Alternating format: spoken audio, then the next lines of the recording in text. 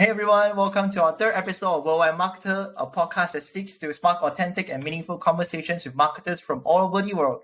Today we'll be having Charley, or you might know him as the Facebook Disruptor. We talk about his journey within the Facebook space, all the way from USA. Welcome to the pod, Charles. Hi, man. How you doing? Yeah, from sunny very sunny Los Angeles, California, man. Nice to see you. Well, I'm all the way from sunny Melbourne, so good to hear that we are vibing right off at the bat. So, yeah, Charles, I wanted to ask, so to people who are not familiar with you, what would you do an elevator pitch for yourself in Facebook ads? Yeah, the easiest way of doing it is I'm one of the top 100 Facebook advertisers in the world. Or technically top 100 in the United States, but at least half of those other people are students of mine. My clients and students have done in the billions in revenue. I've personally managed many hundreds of millions of dollars. Not like I have an agency where some employee does this. Like I've lost sleep over the number of commas I've put into like the ads manager.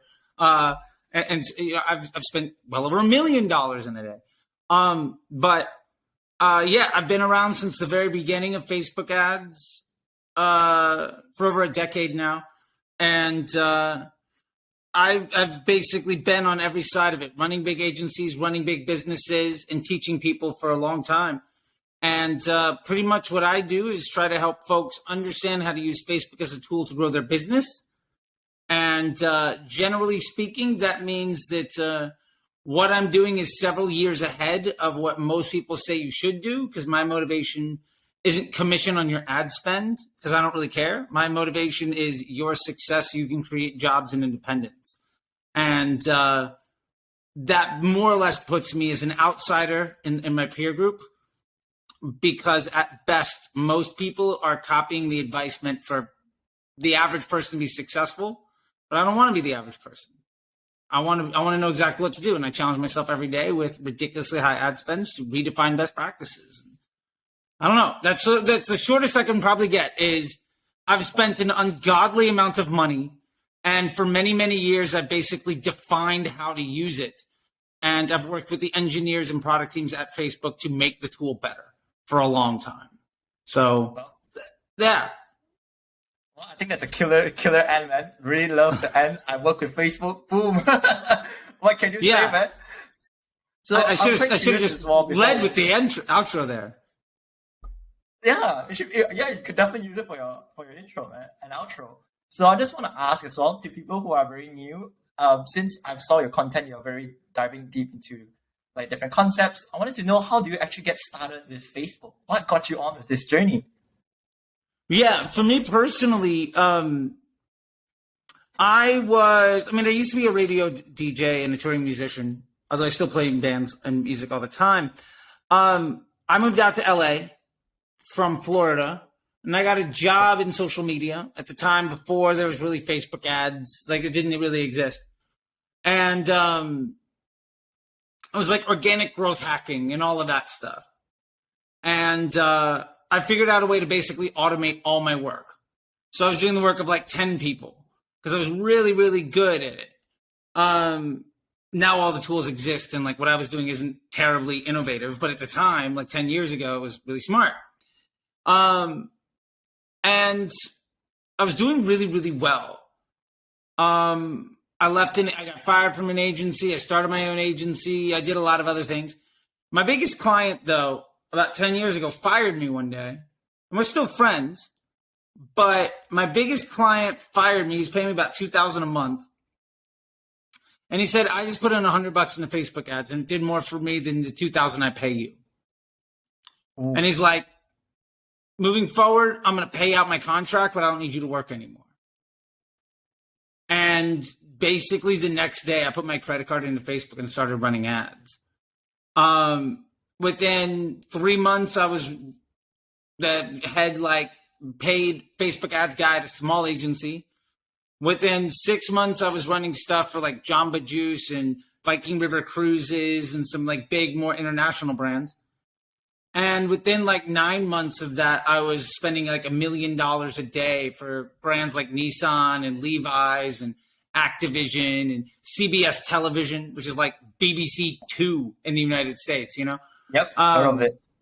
and yeah, it took off pretty quickly because I was the only person in the room that knew what was going on. And often I was willing to say, yeah, I can do that. Sure. And then somebody gave me a big check and I'd have to figure it out.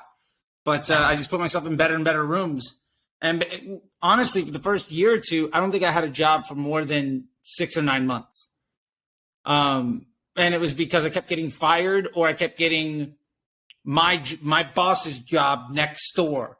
If that makes any sense. Like there's a bunch of ad agencies right next to each other. And I kept getting either fired from jobs or like hired away from wherever I was working to go be the next senior position, in a competing space.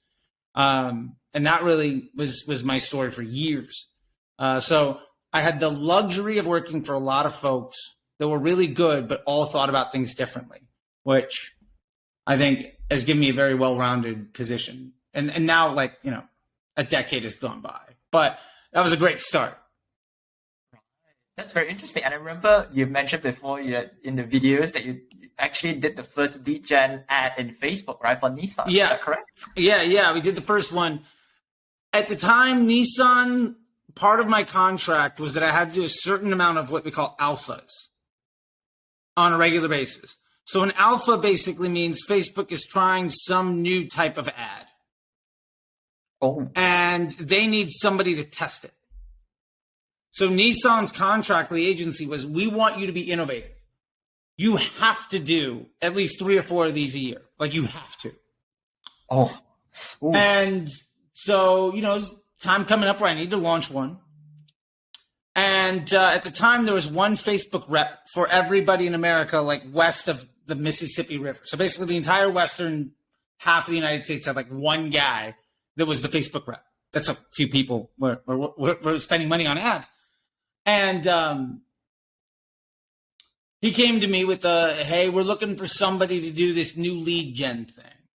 And I was like, well, Nissan says I have to do it. And you're saying you need somebody to do it. I'll give it a shot. And the bright idea that hit me while showering or something one day was, why don't I try to do lead gen ads to get people to go test drive a car? Why don't I make it so the car dealership they hey, great, you want to lead gen? That lead goes to the car dealership. They contact you and set up a day. That was the idea. I was like, why not? Seems like it could work. And 1 out of 2 people that took the lead gen ad bought a car. So the conversion rate was 50%. And it took us long story short, I think it cost me about $50 to get a lead. So it was $100 to sell a $25,000 vehicle. So the ROAS was $250. Whoa. Yeah, which is nonsense. Because there's no way that lead is why somebody bought that car. It was just a thing that it worked out. That's another reason why ROAS is nonsense. But yeah, the first lead gen ad was $1 million spent at a 250x. And it worked. Now, mind you, we didn't actually make $250 million, but it looked nice on paper. Yeah. In theory, yeah. In theory, it worked great. And now pretty much every car dealership that I know has somebody that's what they do for a living. That's part of their job. They're just on the internet trying to set up test drives, which is cool.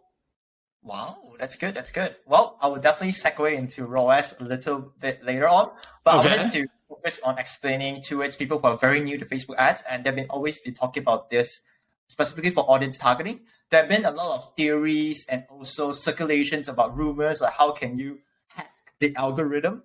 So sure. Before that, I want to get into the basics first before going to the nitty gritty. So my first question will be revolving around the targeting aspect. So could you explain to others what is an interest targeting, what is a broad targeting, and what is a retargeting? So these are the 3 parts. I love it. So interest targeting. Yes. About 10 years ago, Facebook, when they were just starting out, tried to get folks that were really good at Google to come over to Facebook as another way to use ads. And at the time, there was no Facebook Pixel. It ran just like Google, it was pay-per-click. It was the same thing. Now, Google has these things called affinity audiences. So Facebook was like, okay, well, we're not going to call it an affinity audience. We'll call it a interest group. Same exact technology, same exact thinking. Just like an act-alike audience on Google is a look-alike audience on Facebook. Exact same thing, but they're going to call it a slightly different thing to be a little bit different. Got you. So the idea was that if somebody talked about something a lot, they were interested in it. Just like an affinity is like, oh, this person searches for this thing a lot. They have an affinity for that thing, right? Yeah. So they made the opportunity to target these interest groups. Now, back in the day, they would tell you how much that interest group cost. Because if you use interest group targeting, it does cost extra. It's a premium thing. Like it's like getting guacamole on something or like, you know, whatever it is, right? Like, I don't know. Guac is extra is a fun joke here. I don't know if that translates to Melbourne, but the idea, yeah, it's an option, right? It's a customization, right? It's like getting a custom color or something like that. So you paid extra to get this audience. And the idea was at the time, it was a lot smarter than Facebook just randomly showing ads to people. It's like, oh, we're going to show this to people that are interested in dogs or fishing or whatever it was. Right. Now, the thing is, about 5 years ago, Facebook changed the way they run their algorithm to something they call OCPM, optimized CPM. Okay. Which basically leads into what broad targeting is. So they launched this thing in Power 5 called advanced matching, which is letting you tap into all of the data from every advertiser. And basically what it is now Facebook was saying, instead of saying everybody, this is the 500,000 people in your audience that care about dogs. Instead of randomly showing to that 500,000 people, what we're going to do instead is say, who's most interested in dogs? But more importantly, who likes the type of content that you're putting out there? People that like the types of videos that you make.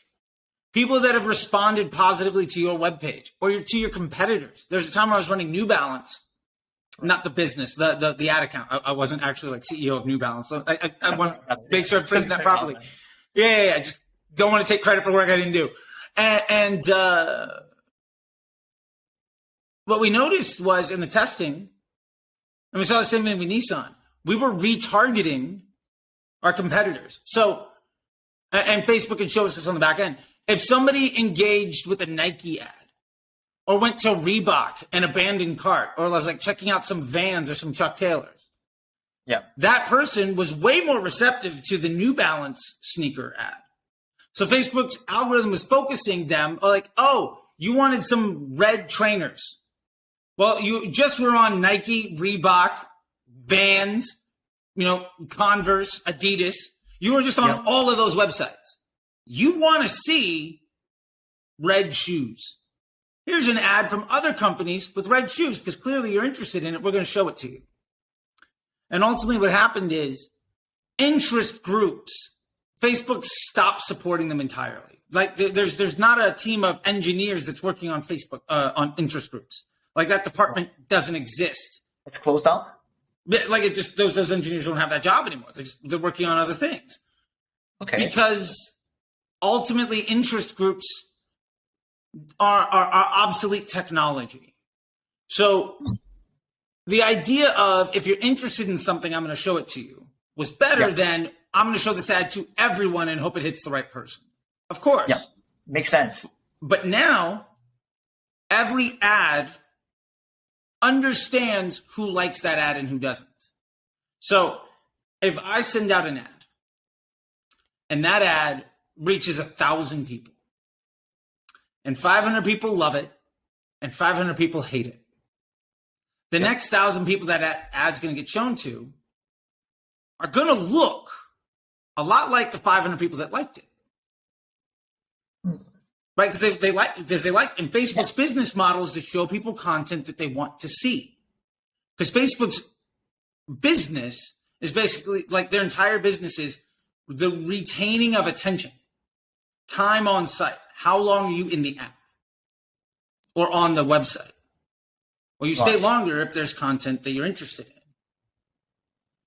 So interest groups we're not nearly as good at showing the right content to the right person as broad targeting, which is age, gender, and location.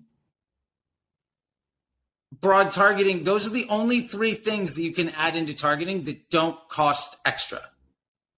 Right. Everything else comes at a tax. Like a premium. So, yeah, it's a premium. So now your ad is making its own bespoke lookalike audience based off of how the people like it. Right. So every ad creates its own targeting audience based on who responded well to that ad. So broad targeting is basically saying, I'm not going to pay extra to prevent that ad from being shown to the right person. I think there's still this thinking, though, that people say, well, broad targeting is just, well, anybody. So I'm just going to show it to everyone. No, it's not going to get shown to everyone. It's saying that every woman over the age of 18 that lives in Australia, if she is the right person to see this ad, we're not going to pay extra to make sure that person doesn't see it. That's sort of the thing. Like, you have to think of, because interest groups basically exclude people from being able to see an ad. Oh, isn't it from newcomers' perspective? The question we might ask is, when I first came in, our question is, our understanding of interest targeting is, let's say I want people who like shoes. Wouldn't that Facebook be programmed to show people who only like shoes? And you're saying it's the contradictory side of it? Sort of. Let me put it to you this way. Yeah. First off, about 1/3 of the audience that's in the interest group is just there by error. Like the accuracy of an interest group is 60 to 70%. Wow, 60%, and I'm paying extra for it. Yeah. So let's call it 2/3. Let's be fair. 2/3, 66%. There's a lot of studies. It's usually between like 60, 65, 70%. Let's call it 2/3 for the simplicity of math. Yeah. Now, if you really don't like something, like say you went out to a restaurant and you had a really bad experience, do you tell people about your bad experience? Not really. So actually, you do if you hate it. Yeah, like if you're like, oh, this was terrible. This sucks. Yeah. But you're talking about it. So you're interested in it. Oh. So the point here is potentially half of that audience is people that don't like the thing. For instance, what if you're a big cat lover and you hate dogs?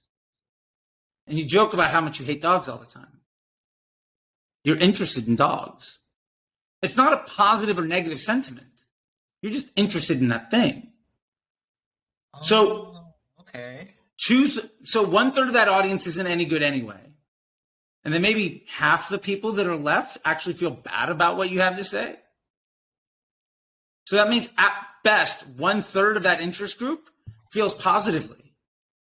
Now, how many of them are actually interested in making a purchase? Like maybe I love dogs, but I can't have a pet. And I talk about them all the time. So you just keep giving me ads for dog food. I don't have dogs. I mean, I have 2 dogs. But the point is like, maybe you just love really high-end sports cars, right? Like you're all about like RX-7s and mods and Porsches and BMWs and stuff, but you drive a scooter. You talk about it all the time and you're watching videos all the time. You're interested in high-end sports cars. So you're in that interest group. It does me no good as a marketer to try to sell you a Ferrari if the best you can do is buy a used moped, even if you're interested in Ferraris every day. So instead, if I know that my ads appeal to a certain person and I'm saying, show my ads to everybody that might be interested in this type of content, also please optimize towards those who are going to purchase. Now, instead of it being a very small percentage of hopefully the people that have shown enough signals recently to Facebook that they're talking about something, because like also I might not talk about something, but I'm looking to buy it. Like that happens, right? True. So now instead of paying extra to focus after 1/3 of a smaller audience and what of that 1/3 might want to buy from you, instead you're saying, I'm willing to pay less. I'm going to pay lower CPMs, much lower cost. I'm going to let this ad be shown to anybody that's going to like this ad or that's going to experience this ad content well. And generally speaking, the people that want to see that content are probably the folks that have engaged positively with other content like it. Now, if it's an ad for me selling something and you don't want to buy, you probably don't like that content. Yeah. But again, to the sneakers, maybe you've clicked on 4 ads, 2 from Nike, another from Reebok, and something from Adidas. You're actively in the sneaker market. Maybe you've added a cart. You've left a few add to cart and view content pixel fires on your competitor's webpage.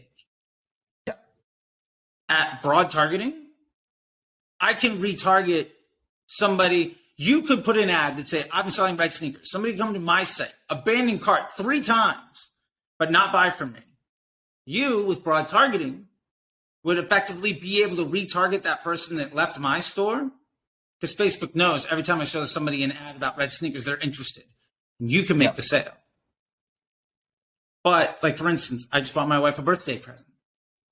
I'm not talking about the present I bought her. I don't give a shit about this thing.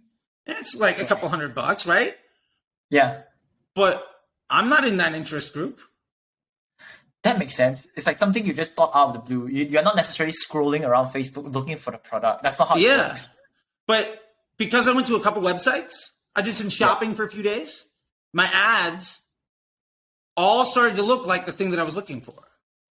So Facebook was actually doing me as a user a really nice favor. Like, I don't have to think about it. Every time I'm on my phone, oh, boom, here's all the stuff. Like, if I'm ready to buy, here's all the things. Right. And when you look at the targeting on those ads, because you can see that inside, like the insights, whatever, everyone that I got was broad. I never got an interest group target. I never got a retargeting audience hit.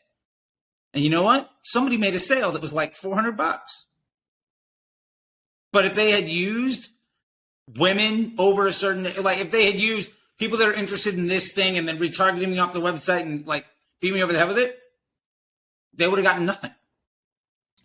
Right. So it's a wasted ad spend for just to exclude people that they don't even know whether or not they are really showing any really love for the product. It could be hate. Yeah. And at a higher level, I feel like I'm talking too much. I'm sorry. But I'll end with this. Okay, fair enough. I just want to be mindful. At a higher level, what you pay in the algorithm, the bid,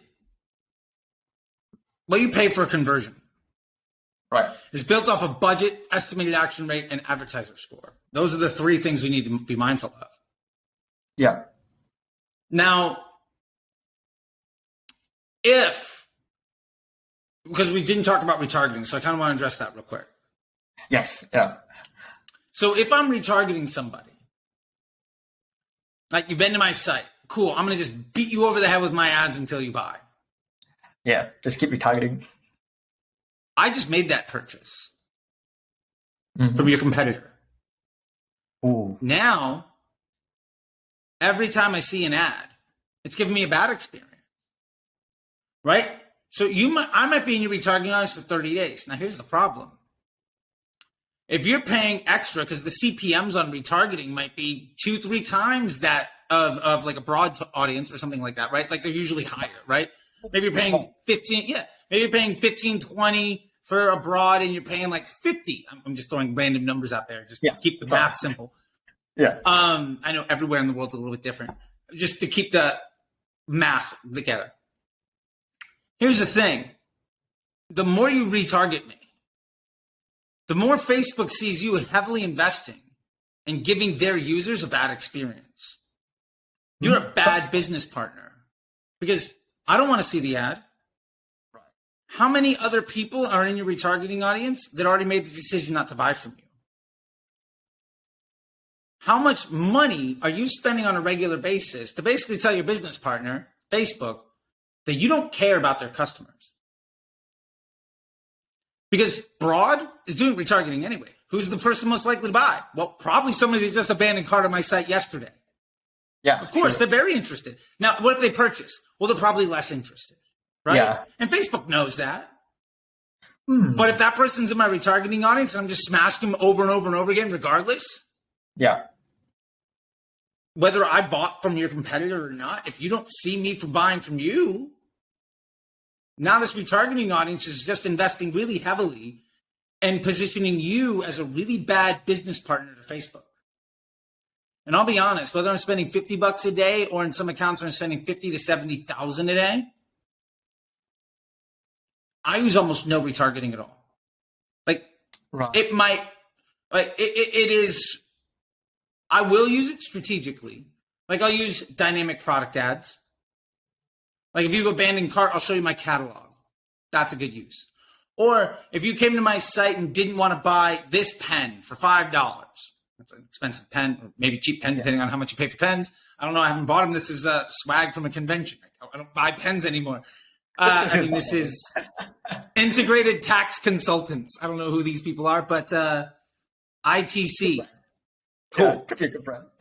Yeah, might be good people. Who knows? Shout out to Integrated Tax Consultants LLC. ITC. Great. Yeah, right? Say this pen is $5 and you don't want it. Yeah. What if I said buy 3, get 1 free? You didn't want one, but I'll give you the opportunity to buy 3 of them and the 4th one's free. $5, you're like, I don't know. I can get one for $4. I don't really care. But get 4 of them for $15. Now all of a sudden it's a value. Right. Have you ever seen an infomercial? Like Ginsu knives. They show you the knife. Yeah. And you're like, that knife is cool. And if they were to tell you, hey, cool, this knife is $30, you're like, I don't know if I need to spend $30 on a knife. Yeah. But then they show you all of the other things that you get, right? You get the thing that cuts a fish. I don't know why there's always like the fillet knife that goes in there. There's like the bigger one where they can chop like a shoe. And then they go to the tomato. There's like all the other things. And you get that plus an extra one and then like a box that it all comes in and like a little bundle. And now it's 3 easy payments at $39.99. I wasn't going to give you 30. But I might give you 120 for 2 sets of all of this wonderful stuff. So in that case, it's called a rebuttal upsell. It's what happens at minute 8 in every infomercial.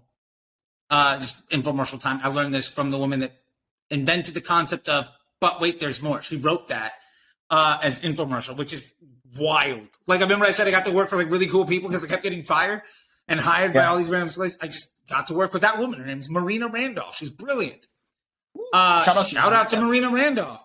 You're awesome. Anyway, yeah, right. Like she basically invented buy one, like she didn't, but like it's like free shipping or something like something that like beautiful, right? My point is,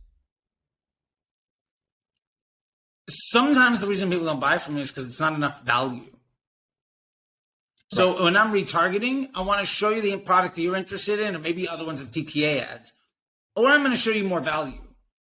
But I'm never going to have a dedicated retargeting audience showing you the same thing as what I'm showing you at broad.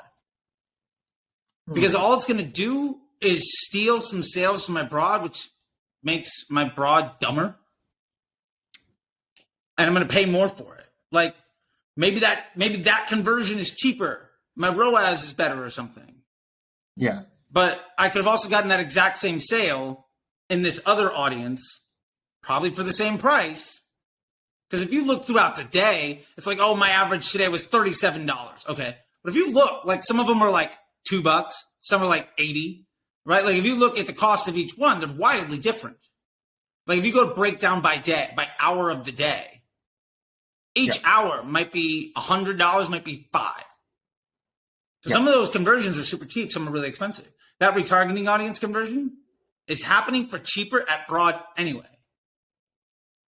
So you don't have to necessarily focus on it in the same way. Now, there are obviously some people, if you just beat them over the head with something over and over again until they buy, that might work. But it's annoying.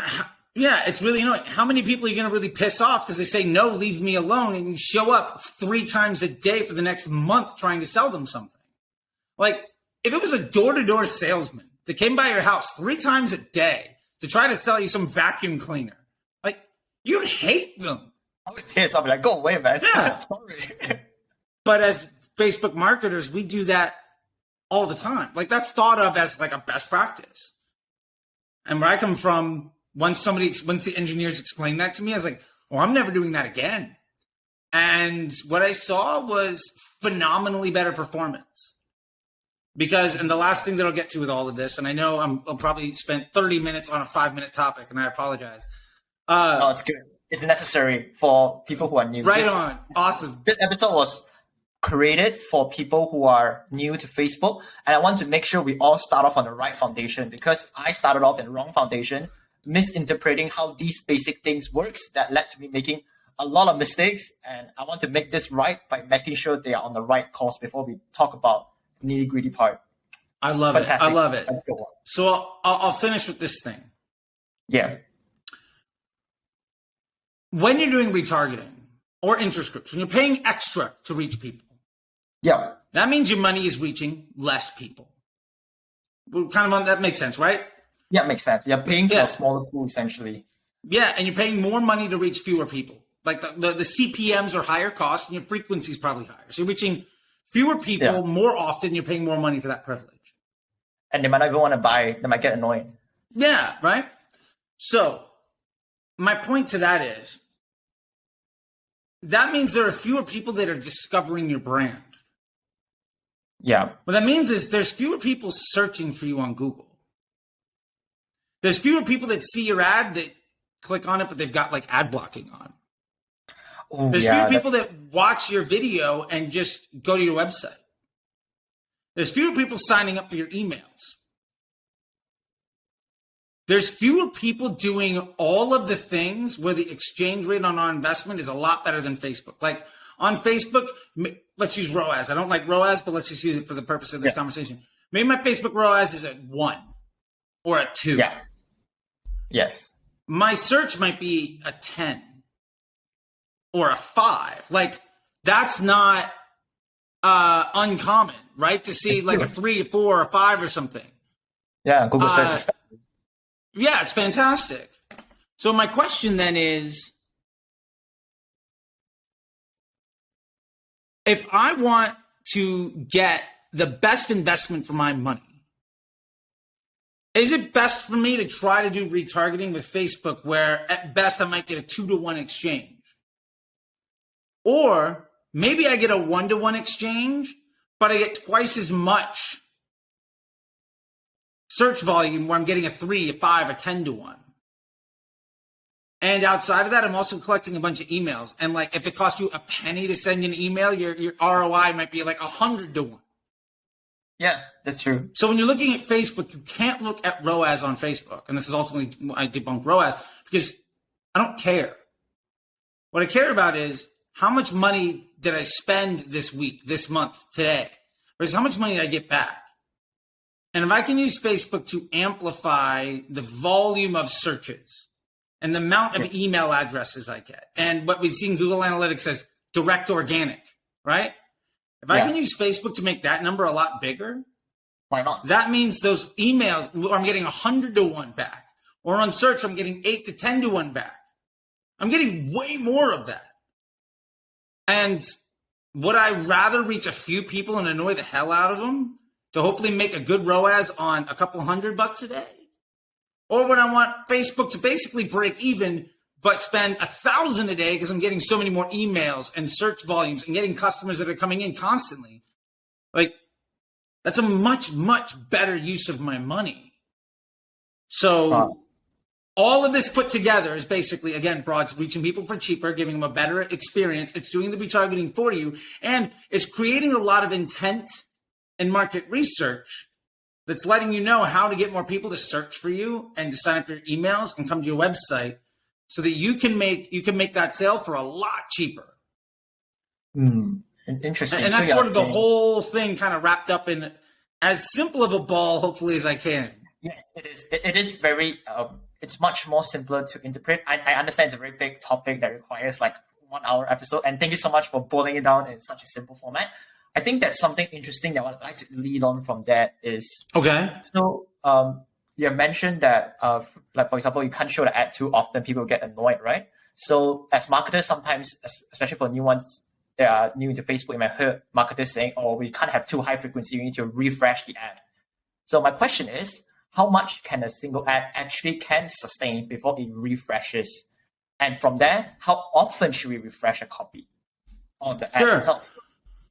Well, I'll start off. I've run ads for years. Right. I've got plenty of ads that have spent a couple $100,000 on one ad. I've got ads that have spent I got one ad, and I think I put up a video of it a while ago, and it's like blowing up on YouTube right now. I'm getting like a bunch of YouTube short videos. But it's like, here's an ad that spent 1.8 million. Ooh, that's a lot. Wouldn't the frequency Yeah, it's a be lot. What's that? Wouldn't the frequency be sky high then? Very No. expensive. No, because I'm targeting women in America. What if the frequency's 2? What if it's 3 over 6 months? What you're telling me is every 2 months, somebody's going to see this ad once. Do you think they even remember? What ads did you see today? I'll bet you if I really tried to push it, you'd remember 5% of the ads that you saw today. Yeah, most probably. I'll be sick of it. Yeah, maybe you saw 20, you might remember 1. Yeah. And it's probably because you saw that ad before already. So my point is, I don't care. That's the real answer. I don't care about frequency. Like, if in Facebook's infinite wisdom inside their algorithm says, hey, this person on average should see this ad more often, and it makes me money, great. My job isn't, I will say this, the concept of ad fatigue is nonsense. Oh, really? But it comes from the same place as ABO. It comes from the same place as cost cap bidding. It comes from the same place as frequency caps. Yeah, it comes from all of this, which is Google. The thing is, and we're still dealing with it. When Facebook first started out 10 years ago, remember, I got into that room because everybody else was somebody that was good at Google. Nobody wanted to deal with Facebook. Yeah, it's a new kid. Facebook made interest groups to try to copy Google. Yeah. Like, I was somebody that was in the business for like a year. And I was managing teams that had been working for like 5 years because I was like, well, I can run Facebook, and nobody knew how to do it. And it was literally just because I put my credit card in 6 months beforehand, right? So I was immediately the most qualified person in the room, which is professional. It was just, yeah. It was good timing. Like, whatever. Yeah. I went to like an office. I was wearing like band t-shirts and like cowboy boots and like ripped up jeans, and everybody else had like dresses and sweater. You know, they all look professional. Like, I was a mess. When I go to the offices now, I still do the exact same thing. I walk around barefoot. I don't give a shit. Anyway, my point is, the way that we think about this, most of the really successful marketers over the last 20 years are email and search people, because those platforms have been around for longer. Yeah. And even when Facebook first came out, all the best thinkers were Google and email people, search and email people. And Facebook was built to attract those individuals.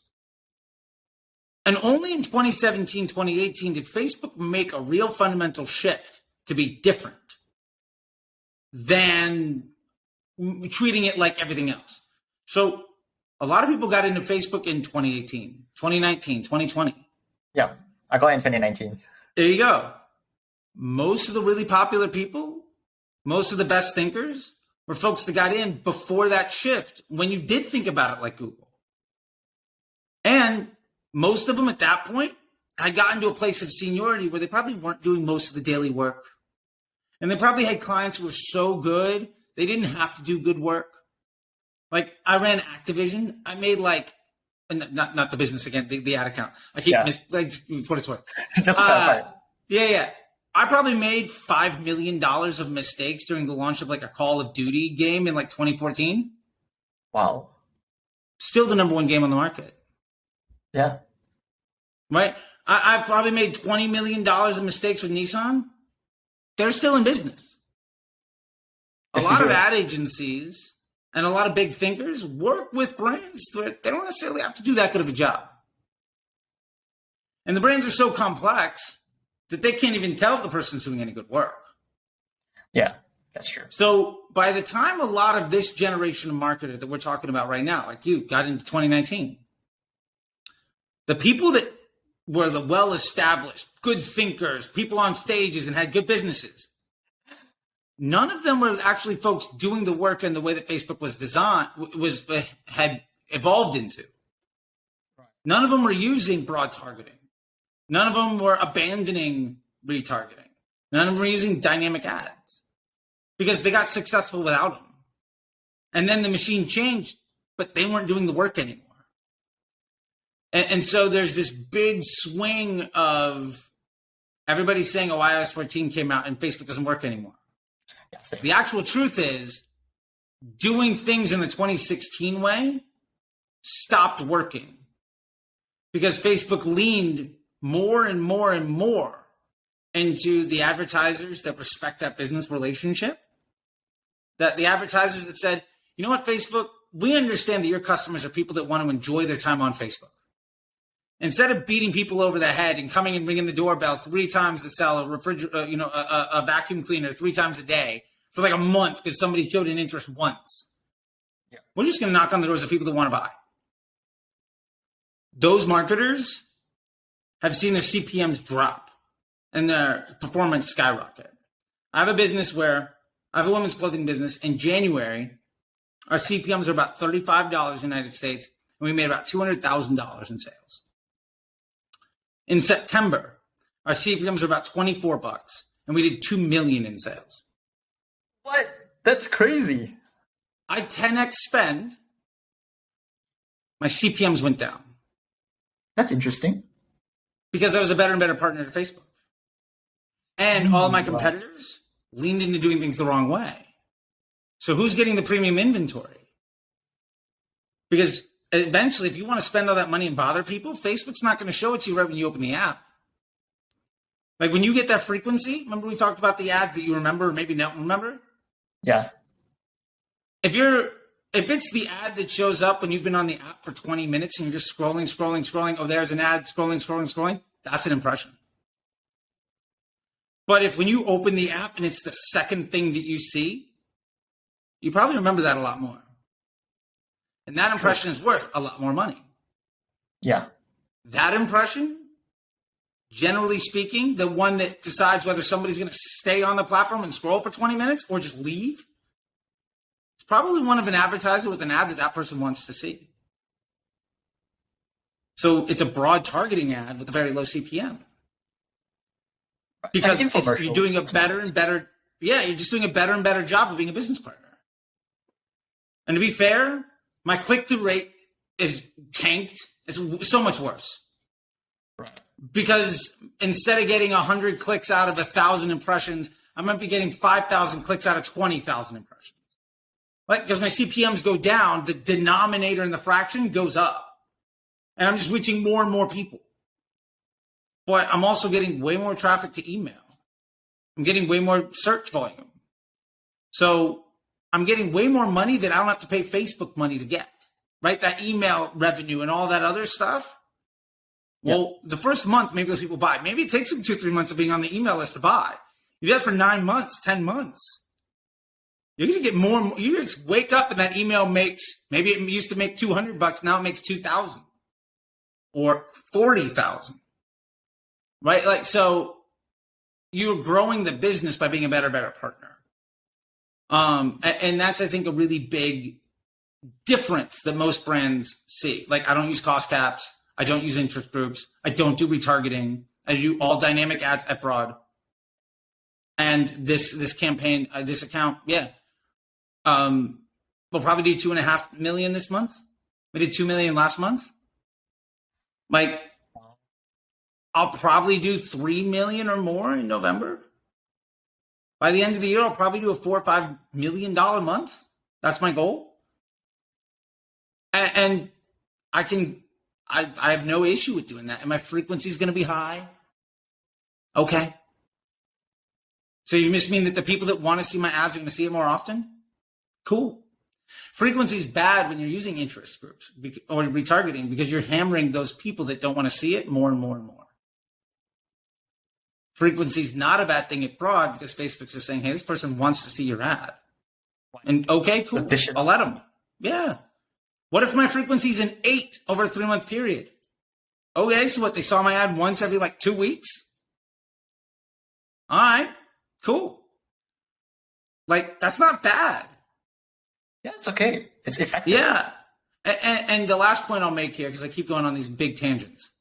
If people ever say, well, Broad's not doing retargeting, my question to them is your frequency 1? No, it's probably 1.1, 1.2, 1.3. Why? Because it's retargeting people. If it wasn't retargeting, it'd be a 1. Right. I've never seen an audience with a frequency of 1.0. Never seen one, right? Yeah, right. Never.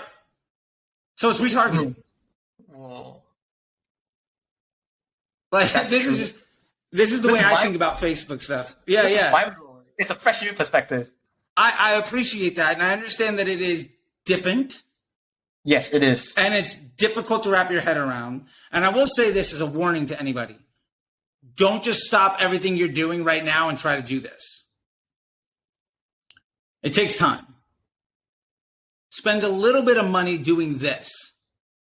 As this gets better, start to shift your budget from what you're currently doing to this new way. If you change it overnight, your performance might look a lot worse for a couple weeks or a couple days or whatever.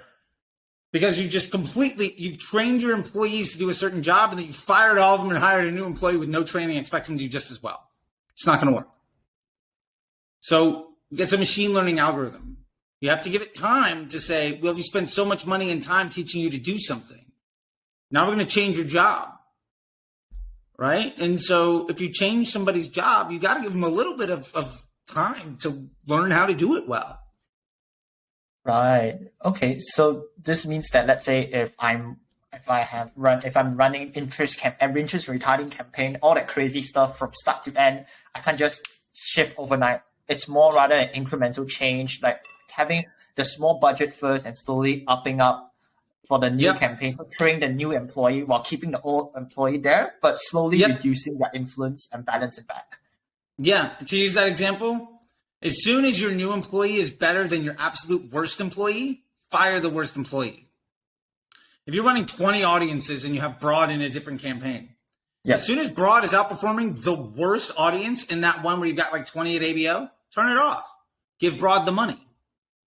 Eventually, it will absorb all of the budget of everything else. And then you're running like one campaign. Like I have an account right now where my campaign budget is like $35,000. I've got 2 ad sets. 2 to 3 ad sets a day. Right. One with all my winners, 2 tests. With dynamic creatives are really simple. I've got like 5 or 6 ads. And that's it. Legitimately, I work on that account probably an hour a week. And it was $2,000 a day like 7 months ago. Now it's $30,000 to $50,000 a day, and I don't work on it. What? Wow. Because I've trained my employees to not need me to micromanage them. Right. That's true. So it's from a perspective, if I do interest and retargeting, it's more like I need to micromanage them and keep them in check because it might not be accurate at the beginning itself. And if I go broad at the start, although it's taking more time because I'm not micromanaging them, but it will pick up eventually and run it over. So don't change everything. Take a little 5-10% of your pool, put it over into the new thing, and you're investing in the future. Right. Because in 2-3 months, you might only ever need that one thing, and you're able to manage that entire ad account in an hour or 2 a week. Ooh. And you can spend the rest of your time managing the rest of the business, which is how you actually make money. Yeah, that's true. And I think when it comes to the amount we need to put in for ads, I think a lot of common, like especially small businesses, when they get into Facebook, they'll be like, cool, what's the minimum budget should I allocate to start running my ads? Do you have a rough sort of benchmark to look at as well? Yeah, I think, if you had asked me this 2-3 years ago. Yeah. If you'd asked me this 3 years ago, I would have said, learning phase takes 25 to 50 conversions a week, which means it's 3.5 to 7 or 8 conversions a day. Let's say it's 8 and my average cost for conversion is $30. That means I need to be spending at least $240 a day to make it work. Now that is unrealistic for most people. Yeah. I now have changed that opinion. Maybe 2-3 years ago. Like I said, if you'd asked me 3 years ago, that would have been my response. I have the math all planned out. Like I can give you, I can do it in the back of my head. Yeah, totally makes sense. I will now say this. Two sides. One, I don't think there's a minimum budget. You can get started at, I got students in my MBA, Facebook Ads MBA program that started like $50 a day. And are now doing hundreds a day. Totally. At broad. Like they just started there. What I will say, the other side of this is making ads work is an investment in your business. Just like if you were to make up a retail location, you'd have to go sign a lease on a store, right? To like set up and whatever else. You have a sunk cost. You're probably not going to make money that first month. You might not make money for the first 6 months. But a year or two down the line, like you might be doing really well. The point is, understand how much money you can invest in the development of your business before starting to run ads. Because if you're like, well, I can spend $50 a day for a couple of weeks, and if it works, great. And if it doesn't work, I'm gonna do something else. Don't start. Use that money on organic content. Use that money on, better videos. Use that money on a better website. Use that money on getting good at search and email and everything else. Facebook is not going to be the thing that makes or breaks you being an overnight millionaire. What it's going to do is it's ultimately just going to turn up the volume on the existing business you have. If you have a business that doesn't make money without Facebook, when you dump a bunch of money into Facebook, you're still not going to make any money. You're just going to lose it faster. If you have a business that makes money, when you put money into Facebook, in a certain amount of time, you're going to start making money faster. But it's a business amplification tool. So if you're good, it's going to make you really good. If you're bad, you're going to lose money even faster. But you have to have all the other stuff in together. Like, I wouldn't do Facebook ads first. Like, get your organic marketing down. Get your DMs together. Get your email flow together. Make sure your landing page is good. Set up some search. Do all those other things when we're talking about email, like you might make 100 to 1. Search might make 10 to 1. Great. Make enough money there that you can now invest that money into Facebook to turn up the rest of the business. Maybe with doing all of that stuff, you're starting to earn an extra $100 a day. Let's say it's that for the purpose of this conversation. Maybe you put $50 a day into Facebook and you put 50 in your pocket, knowing that in a month, a week, 6 months, whatever it is, that $50 a day on Facebook might be 1,000. Probably a week's a bit aggressive to go from 50 to 1,000. Let's take that off the table. That's not a realistic goal. But the point is, use the revenue that you have to invest in other solutions to amplify what you're doing. Otherwise, it doesn't really matter. Like, you don't buy a Ferrari to go grocery shopping, right? That's just a waste of money. So my point is just, it's something along those lines. And I think if you start to run a good business, you're going to be making more money. At the end of the day, if your business is bad, putting money into Facebook ads is just going to tell everybody how bad your business is. And you're going to fail faster. And maybe that's a good thing. Maybe it's a good thing for you to fail faster so that you learn your lessons and you start the next idea. Because it's probably one idea out of 5, one idea out of 10 that's actually successful. And if your first idea isn't good, I hope that you fail hard and fast and learn from it. Because, it's probably going to be your third or fourth one that's going to really be the big home run for you. Right. And that's an unfortunate truth, but that's the truth of it. Hard one.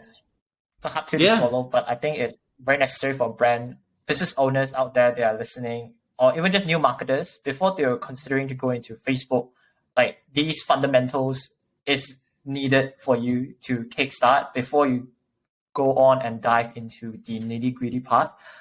And I totally agree that, knowing how much you can afford. And I'm just wondering, as a brand owner from my end, let's say, okay, I want to go into Facebook ads and I approach you as an agency for you to help me run ads. What sort of factors do you use to evaluate and assess whether or not they are ready for Facebook ads? I think that is the key point that makes it like hard for us as marketers and for brand owners to determine if it's a right channel fit. Yeah. I think one of the first things that there's a couple of numbers I want to know. Yeah. Number one is, do you know your LTV of your customer? Like, what's the lifetime value of your customer? Another number that I want to know is, how much does it cost for you to produce your product? COGS, right? Yes, COGS. So what that's going to give me is, how much can I afford to spend to acquire a customer? So for instance, if my lifetime value is $100 and it costs me $20 to make a thing,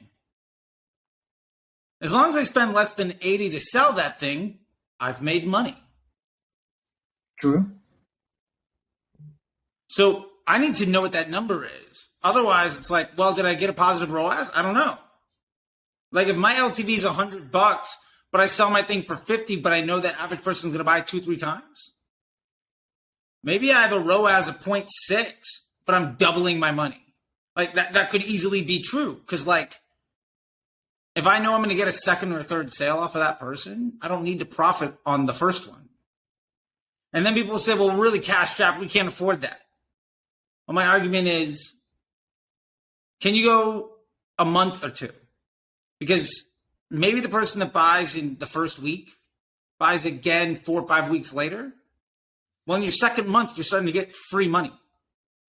Right? You're making sales that are coming in. Right? That LTV is maturing. Now, obviously, every customer journey, every brand is different. Yeah.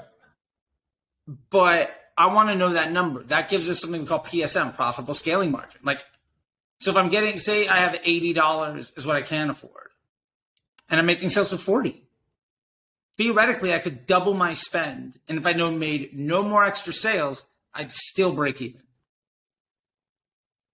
And if I'm not making any extra sales, but I'm getting a lot more traffic to my store, odds are I'm making sales because of email and search and direct organic. I'm probably making money someplace that Facebook's not taking credit for. So that's the first thing that I want to know, is those numbers. And then the second thing is, very importantly, something we call runway. What is your runway? And what I mean by that is, how much can you say you're like, I've got $5,000, and when it runs out, I'm done. Okay. Yeah. If you spend $100 a day, you have 50 days to make it. Okay, got it. Well, what if over that 50 days you sell something at a profit?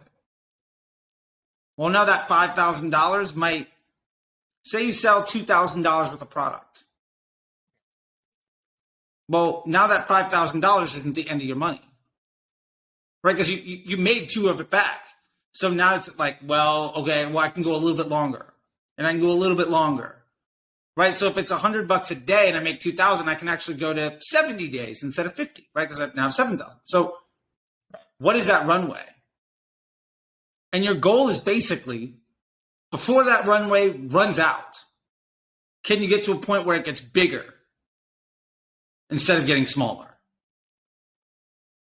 If you can get more time, right? So if every day you're making $200 and you can afford to spend $100, and that happens on, say, day 35, where you only have 15 days left. Yeah. Well, now on day 36, you actually have 16 days left. Every new day, you're actually gaining a day on the calendar because you have more, you're making more money than you're losing, right? Yeah. Figure out that runway. And you have a very clear idea of how to make your decisions. Because, oh, this is a good idea. I'm going to try it out for a week. Can you afford to take a week-long risk? Maybe, maybe not. And when you start to figure that stuff out, how do you make your runway bigger? Make sales for more than you're spending. Maybe that means that Facebook isn't the right move right away.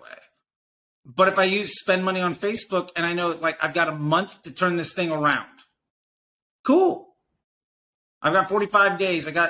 Because you might think, well, after a month, I'm going to run out of money. But if you made any money, now that month might be a month and a half. And if 15 days later, it's like, oh, actually, I have 2 weeks later, I've got 3 weeks of runway left. Eventually, it's not going to be when do you run out of money, but when do you start spending more? And that's the problem everybody wants to have. So those are the two things that I care about the most. And honestly, I think very few business owners know almost any of that. Yeah. And I think that's why they fail. It's common. To be completely honest. I've got an example where one client has a lifetime value worth of $10,000, let's say. And they were telling me like, okay, because it's a service, technically there's no cost involved, but technically it's their time, but let's assume zero cost. And I will give you $3,000 per month budget to run. And so if you are the marketer, what would be your thoughts on that? All right, give me these numbers one more time. Say it again. So let's say I have a lifetime value of $10,000, and okay. I will give you, instead of, let's say I'll give you $2,000 because I'm new to Facebook. I wanted to test the waters per month. So I want results, a 2-to-1 ROI at the first month.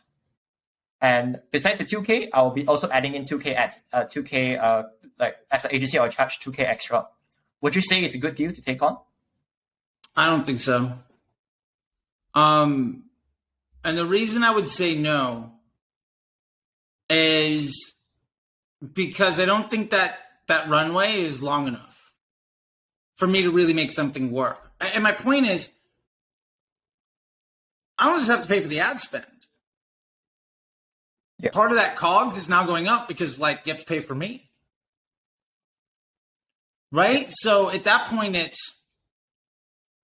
and again, money is always relative. I get it. But $2,000, if $2,000 is going to make or break me. Yeah. And let's say that product costs $20. So that's 100 sales. That's a pretty short window where I've got to be right pretty early. Or, like, I'd rather have a 90-day timeline. If you can give me $3,000 over 90 days versus $2,000 over 30, I'll take that every single day. Because that's $1,000 a month.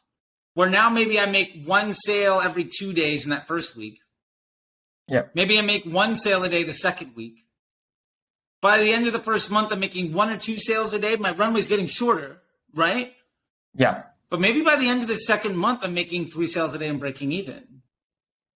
By the end of that third month, maybe I'm making 3 or 4 sales a day and I'm starting to profit. When time is your enemy, it's really, really hard to take that on because ultimately you have to be right and you have to be right early. And the honest truth is I'm willing to admit that I'm probably wrong on what ad is going to be the best. I'm probably wrong on how we're going to need to do things. And also your business is, even if you're successful, probably isn't set up to properly monetize Facebook style traffic. Maybe your business is great because every customer you've had so far is somebody that was looking specifically for you. It was inbound sales. And you're like, we close on 90% of people that come knocking on our door. And as soon as you go knocking on doors, you close 5% of them. Like, that makes sense, right? Yeah. So your business might not be set up to legitimately handle what we call growth and acquisition efforts. So I'd rather take 3 months at lower money,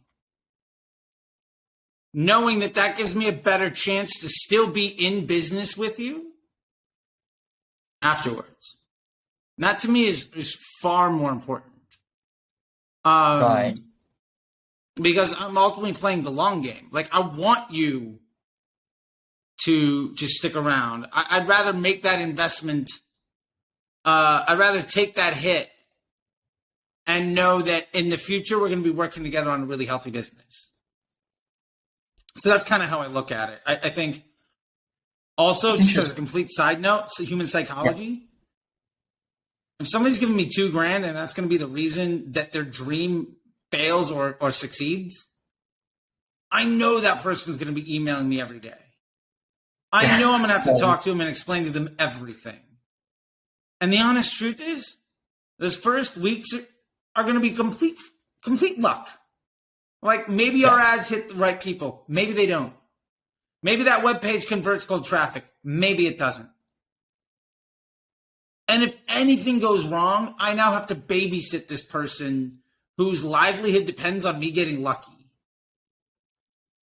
And that's just a situation that I have taken before.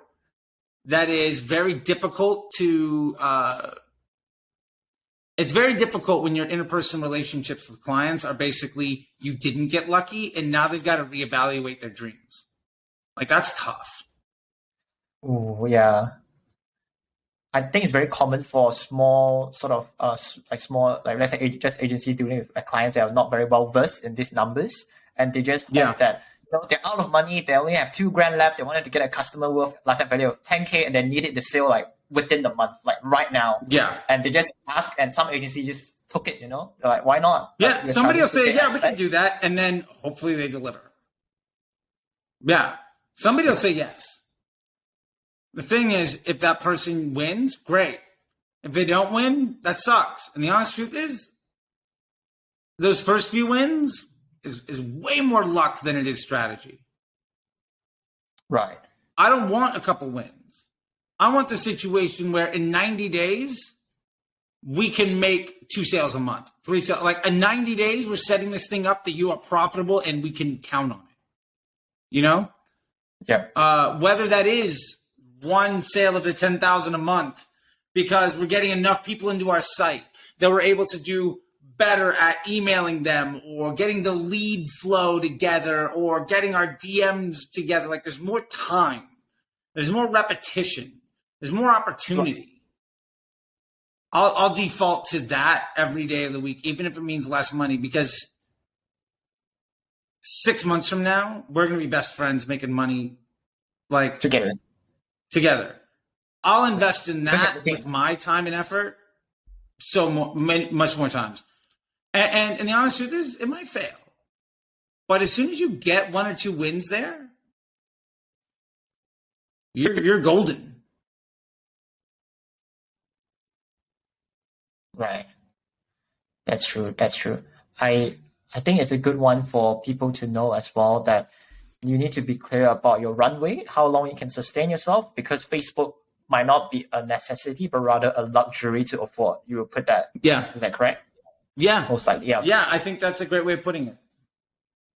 Right, great. Because I think a lot of small businesses, they heard of Facebook, it's a brand new cool kid in the block, and they thought it was a necessity to get sales in. They were desperate, and we just sell them the dream. They're like, why not take it? It's got 100 ROAS, 20 ROAS, based on that, And speaking of which, you've been a huge advocate over how ROAS is absurd, and you talked about PSM is better than ROAS. So to all readers who are, maybe to explain those that are very new towards the concept, like in terms of ROAS, all they heard is I put $10 in and I got the sale worth 1,000. So that means I got a huge ROAS. Yeah. Is that good? How is that? Like, let's use a Nissan example. Like how would you explain to people who are new? Yeah, I will say this. Yeah. The concept of attribution, which I think is nonsense.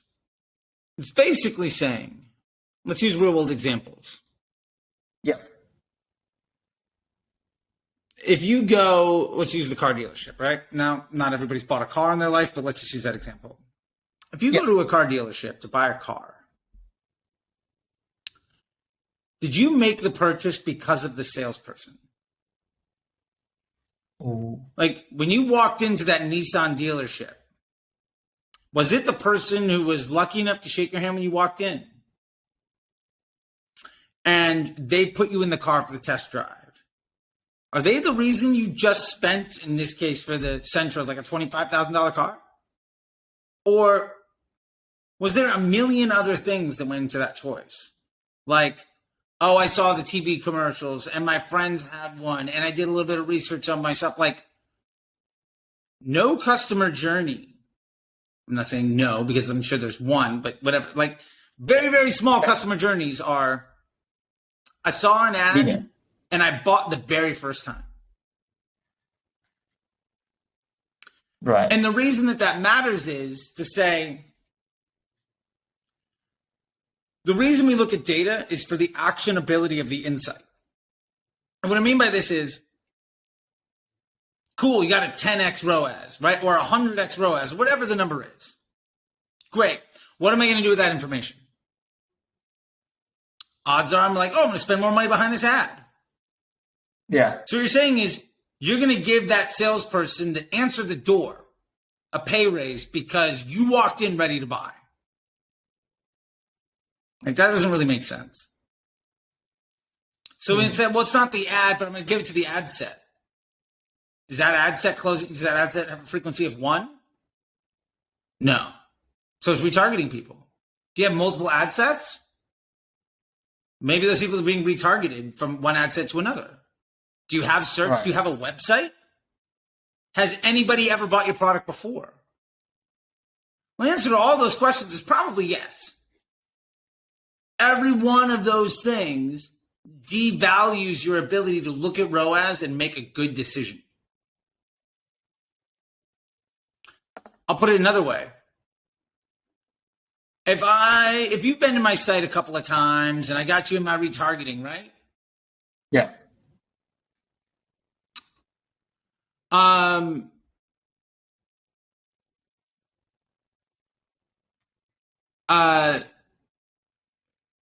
You've been in my site, and we're retargeting, right? Now, maybe you've also searched for my business in the last day or two. Maybe you saw an ad on a Thursday. You saw an ad on a Monday, kind of remember it, maybe not. You saw it again on a Wednesday, kind of remember it, maybe not. And then on, like, you sign up for an email and you search for it on Friday, and Saturday morning an email blast goes out and you open it up and you click on it and you buy. Attribution would say email, search, and the Facebook ad all get credit. You made 3 sales. But we know that's objectively not true. You only sold one thing. Yeah. So now ROAS doesn't mean anything because who gets credit? So then it's like, well, this person gets a little bit of this credit and this person gets a little bit of that credit. Is that situation, does everybody always behave that way? No. So now you're trying to use a really low quality data point to make decisions around what ad am I going to spend more to in what audience? And at the end of the day, we know that those audiences don't matter at all anyway. So in that way, ROAS is a really bad number. What matters way more than that is PSM. And this will be the last thing I can really maybe talk about. But PSM, profitable scaling margin, is just lifetime value divided by the cost to acquire a sale and the cost of goods. How much did it cost to acquire a sale? How much money did you spend in marketing today? And how many sales did you make? That's your blended overall cost per acquisition of a sale today. And that's good to know, like, because that accounts for email and search and Facebook. And ultimately what that really means is, what's the best blend of investment between all of those platforms? Yeah. But I got to get going, so maybe we can cover one more thing, if you got it on the list, just so we don't get too long here. It's okay, I can cut it out. It's all right. No, that's okay. Like, just let's do one more. Let's do one more, and we'll call it a day. Yeah. All right.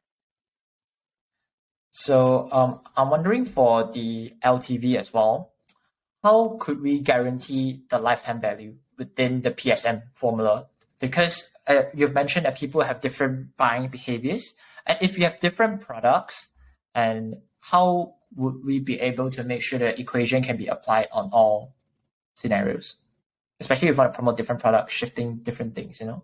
That's a great question. The more products we promote, the harder it is. Which kind of begs the question, how many products do we need to promote? That $50,000, $70,000 a day thing I was talking about, with the $200K to $2 million? I'm promoting one product. Yeah. I am not promoting a lot. I'm promoting the product that is most likely to get somebody to buy a second time. Because I know I'm going to get I know I'm going to get a positive LTV situation. Right. Generally speaking, somebody that buys that product probably is going to buy once or twice more. Great. Every one of those additional transactions, I can try to improve the AOV of. And I can improve my product quality so maybe they come back and buy 3 or 4 times instead of 2 or 3. But I know every dollar I spend to go and make a sale is going to bring me back a profit over that customer journey. On average, against all my customers. And the easiest way of doing that is just saying, okay, of everybody that bought more than once, what's the product most people bought the first time? That's probably the product most likely to get somebody to buy a second time. That makes sense. So let me just sell that one. And then I don't have to figure out this math for everything. Because that's the only one I'm actually spending money to acquire the sale. And if you can figure that out, it's what we call a hero product. Nike had the Jordans. They advertised the Jordans everywhere. People bought a lot more than just Jordans from Nike. Right? McDonald's had the Big Mac. They sell a lot more things than just the Big Mac. True. Like Coca-Cola doesn't advertise Diet Coke nearly as much as just like, you know, the regular red bottle. But like, okay, I know the brand, I'm going to go buy whatever. Like, they're not advertising Coke Zero, caffeine free or whatever, like weird like version exists, right? Like, they're just selling you Coca-Cola. Yeah. So the point of it is, even Nissan, we were just selling the Sentra. A lot of people bought an Altima. The point is, what is the thing that you know you can make money on? Sell that. Because all you're really trying to do is make a profit. Now, maybe down the road, you get smart enough and have enough experience to realize, well, something else gets me a better profit. Maybe we switch to selling that thing. And it doesn't necessarily mean that it's your best-selling product. Again, going back to the Jordans, they sold way less as overall sales of Jordan sneakers versus everything else Nike ever sold. Jordan sneakers, small percentage. But it's probably 80, 90% of all the ads that they ran. So my point is, when people come to your store, they might not buy the thing you're advertising. Yeah. Figure out how to get somebody that's interested in what you sell into your store. That's your job. After that, it's the website's job to get them to be your salesperson. Right. So, yes, that math can get ridiculously complicated when you're selling like 10, 15, 20 things. So don't. Yeah, I was thinking of what happens to the big accounts that you're handling. Like, yeah. Wouldn't they have to figure out every single product, and that complicates the entire formula? Absolutely. But even think about it like huge brands, like the department store, right? Yeah. When you see a commercial for a department store, they're selling what? 3, 4 things in that commercial? Like they're selling you, maybe it's fall. And so they're selling you like a bigger jacket or like a thing to clean up the leaves in your yard. They're not selling you 1,000 products. They're just getting you to go to the store. What is the thing when I get you interested about this, you're more likely to leave with money in my pocket rather than yours? In a way where I know you're probably going to come back and buy again. So That's what we should be the promoting. foot in the door. Yeah. Right. Get your foot in the door in the way that is most likely to get that person to want to come back and pay you a second time. Right. Figure that out. That makes sense. And that runway we were talking about gets a lot longer really quick because, I'm about to run out, and you wake up and those people came back and bought a second time. Now you didn't have to spend money to get that sale. So that runway gets bigger real fast. Right. And that's the trick. Like every 8-figure business I've scaled in the last like 5 or 6 years, which is, I think I'm on like my 5th one now. That's kind of the trick is let's just sell the thing that's going to get somebody to want to buy and is most likely to get them to come back and buy a second time. That's the easiest way of getting them to give you money. At the end of the day, I don't care what I'm selling. If I give you $1 and I put it out there in the world, I want it to come home and bring some of its friends. And if it takes a couple of days for it to bring back some other friends with it, that's fine. And then that runway lets you know how long do you have until like you need that money back. Right. And then all the other things we talked about make Facebook easier to get to that place. That makes sense. So in short is figure out what products that is most likely to get a customer the foot in the door, use PSM to determine that, and use it as a benchmark to run your Facebook ads because you can't guarantee anyone to buy any products. You will try your best to get it in, but what happens after should be other components that should come into play, not just 100% relying on Facebook. Yeah, you got to run a business. And if you're going to run a business, you got to understand what happens after somebody walks in the door. And that is not the job of the Facebook ad. Build a better website, build a better business model, do better customer service, whatever it is. And you're going to be a lot better off in the end. Or you can try to hack Facebook left, right, and center, work 5, 6, 7 days a week, working 4, 5, 6, 7, 8 hours a day, and you're probably going to be out of business in a few months. Ooh, it's not a good use of time as well, probably. Yeah. Could have done other things like chatting with you. You could have enjoyed life, or you could have made your website better, or you could have made your product better. You could have been on the phone with your actual customer service calls, or taken a vacation, or slept. You could have done literally anything else with your time. So figure out a way. At the end of the day, Facebook is a really smart machine that amplifies a business. The best way to use it is to set it up so that it doesn't need you to succeed. And your job is to make sure that it gets people into your store that want to buy products more than once. That's the overall general, if I can summarize this last hour and 20 minutes into a phrase, that would be it. And the rest of it is just how do I get that done? Yep. And I think it's a good pause as well. I think our readers will probably be warmed out by all the basic, just to get through the basics of how Facebook works. So this marks the part 1 where me and Charlie talked about how you should understand the basics of Facebook. So hope the newcomers and also business owners who are looking to get into Facebook have a good idea before they even decide to go into Facebook. So thank you so much and see you next time. Thank you so much, man. I really appreciate it. And I'll see you on the internet, man. Thank you a lot. I really appreciate it.